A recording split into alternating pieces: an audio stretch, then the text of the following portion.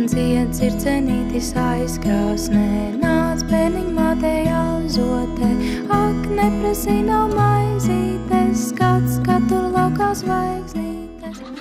Dacene bērniece no Kokneses novada ar biškopību nodarbojas jau 40 gadu. Pirmā medus karote, ko viņa savā mūžā nogaršojusi, pasmelta tēva bišu dravā. Pavisam īsi Dace paskaidro, ko viņai dod šis darbs. Prieku, gandarījumu, iztiku. Daces vārds ir lieliski zināms labdarības organizācijai Ziedot LV. Iemesls pavisam vienkāršs. Mēs viņu saucam par medus daci, tā iemesla dēļ, ka viņi no savas bišu dravas dalās ar medu, ar vietējiem iedzīvotājiem, un tagad arī pārtikas bankai, pēdušai Latvijai, cilvēki varēja saņemt tik ļoti vērtīgo medu. Es dodu ar tādu labestīgu domu, ka, ja es pati būšu dāsna, tad arī bitītes pret mani būs labas, un tas jau nekur nezudīs, bites man atnesīs atkal medu.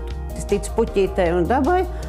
Un līdz ar to, acīm redzot, tas man dod gandarījumu, citiem kaut ko palīdzēt, cik ir tās manās spējās. Cilvēku bērns mazais ir saņēmis medus burciņu un kā viņa acis spīd, un ka viņam tajā brīdī liekas, ka nav labāka garduma uz pasaules kā medus. Ziemā iet meklēt medu. Jā.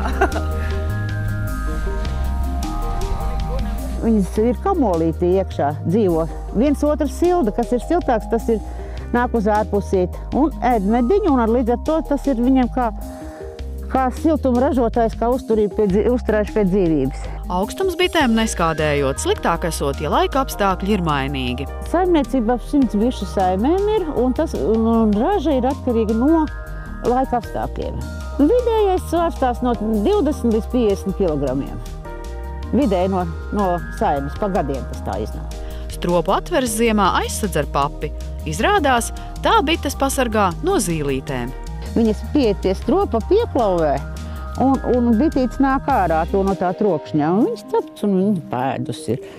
Dace nav vienīgā, kas projektam pēdušai Latvijai ziedo pārtiku. Ziedot LV birojā saka, nu maisam gals ir parauts vaļā, un mēs redzam, ka cilvēki grib un spēj palīdzēt. Ir ļoti daudz līdzcilvēku, kas zvana mums uz biroju pēc tautas balss raidījumiem un saka, kā es varu palīdzēt. Man ir kartupeļi, vai vienai kundzei no ādašu puses ir paipalas, un viņi piedāvā paipalu olstu, un tā, man liekas, ir ļoti laba sajūta, ka es esmu noderīgs, es palīdzu un es kādu iepriecinu. Tikmēr par medus Daci iesauktā drauniece gatavojas pavasarim, tīra un dezinficē rāmjus.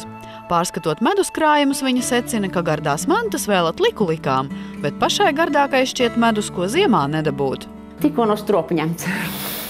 Jo tad viņš liekas, kad viņš ir silts, un kad tu esi dienu pastrādājis, un es stingri nogurus, un kad tu to medus atved uz mājām uz sviešanu, un tad izsviet, tad viņš ir smaržīgs, aromātisks, tad ar gandarījumu. Dace ir pārliecināta, ja dzīvo saskaņā ar apkārtējo vidi un izprot bišu dabu, medus būs gards.